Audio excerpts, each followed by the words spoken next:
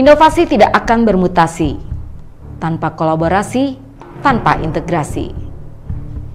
Inovasi hanya akan menjadi ilusi jika tidak dapat dieksekusi. Titik terdalam sebuah prestasi jika ekspresi dari inovasi adalah sebuah solusi. Untuk lebih dalam tentang inovasi, bersama saya Ayu di podcast BBB, Bagaimana Banjarmasin Bekerja.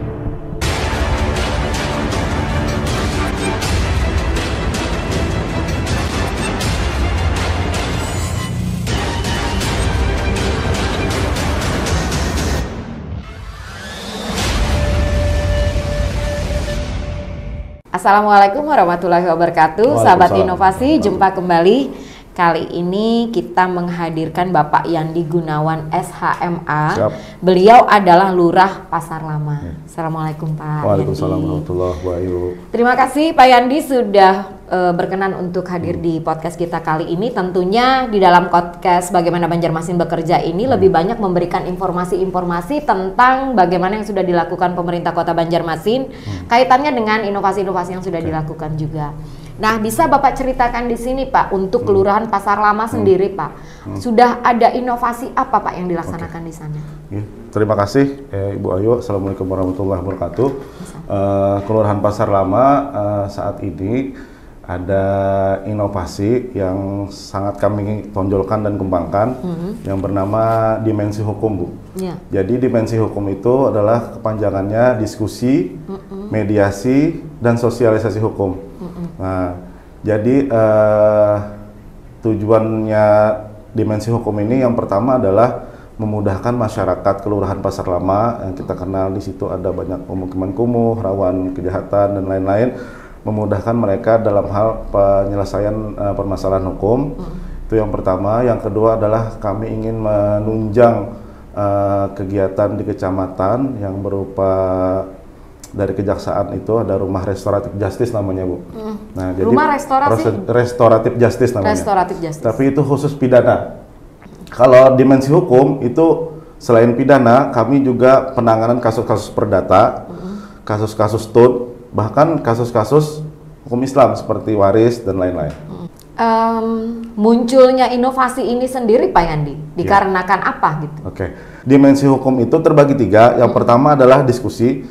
Awalnya saya ingin itu konsultasi. Nah, kalau konsultasi itu, Bu, suatu saat saya diganti lurah yang bukan sarjana hukum, dimensi hukum ini kan hilang. Makanya saya ganti dengan diskusi. Nah, yang kedua adalah mediasi. Mediasi ini adalah kasus-kasus yang ada kedua belah pihak yang bersengketa. Yang paling banyak saat ini adalah waris. Nah, yang satu lagi adalah sosialisasi. Ini udah beberapa kali kita jalani, terutama tentang penanganan narkoba bersama BNN dan ada dari Fakultas Hukum Unlam kemarin itu, Bu. Bentuk dari inovasi sendiri ini, apakah ada pihak-pihak lain yang terlibat secara kolaborasi, secara intens maksud saya? Gini, apabila permasalahan itu bisa kami tangani sendiri, nah itu insya Allah kami tidak melibatkan pihak lain. Tapi ada beberapa kasus kemarin itu yang kelurahan tidak bisa menangani. Akhirnya kami bisa minta bantuan dari kepolisian untuk menangani, Bu, karena ada kasus pidana. Jadi saya ingin menerapkan azas ultimum remedium. Itu adalah azas hukum yang menyatakan bahwa pidana itu adalah jalan terakhir. Nah, jadi kita selesaikan damai, badamai dulu kata orang Banjar itu, badamai dulu. Kalau damai itu bisa, alhamdulillah tidak sampai ke ranah pidana. Itu dampak dari inovasi ini Pak Yandi. Dampaknya alhamdulillah sampai sebenarnya, Bu, ya, saya jadi Lurah Pasar Lama ini dari 1 Oktober 2021, berarti kan sudah 1 tahun lebih, Bu Ayu. Sebenarnya kalau kita hitung dari awal saya menjabat lurah itu sudah hampir mungkin 30-an kasus yang ada. Tapi ini saya SK-kan baru 1 Juni 2022 yang secara strukturnya. Saat ini sudah ada 10 kasus yang sudah saya tangani. Alhamdulillah. Selesai. Untuk kasus-kasus kecil, seperti yang Pak Yandi sampaikan, yang dapat saya tangkap adalah isu strategisnya itu menyangkut urusan waris dan juga urusan tanah. Nah, selama ini dari yang disampaikan oleh masyarakat atau masyarakat yang terdampak dari inovasi ini, apa yang dapat mereka rasakan dengan adanya inovasi ini, Pak Yandi? Yang pertama, alhamdulillah mereka bisa terbantu tanpa biaya, Ibu. Yang pertama kan waris Waris ini ada dua, dalam hukum itu ada dua. Yang pertama bisa lewat kelurahan, itu namanya bawah tangan Ibu. Itu tanpa biaya. Yang satu adalah menggunakan fatwa waris pengadilan. Itu kalau saya tidak salah dulu aja itu berbiaya 500.000 kalau nggak salah.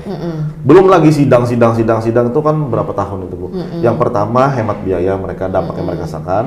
Yang kedua adalah hemat waktu. Apakah ada potensi-potensi inovasi lain yang akan dikembangkan di Kelurahan Pasar Lama? Oke.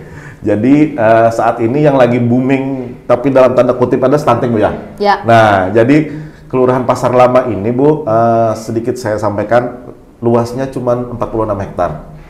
Tapi posisinya itu tepat di tengah kota Banjarmasin. Ya.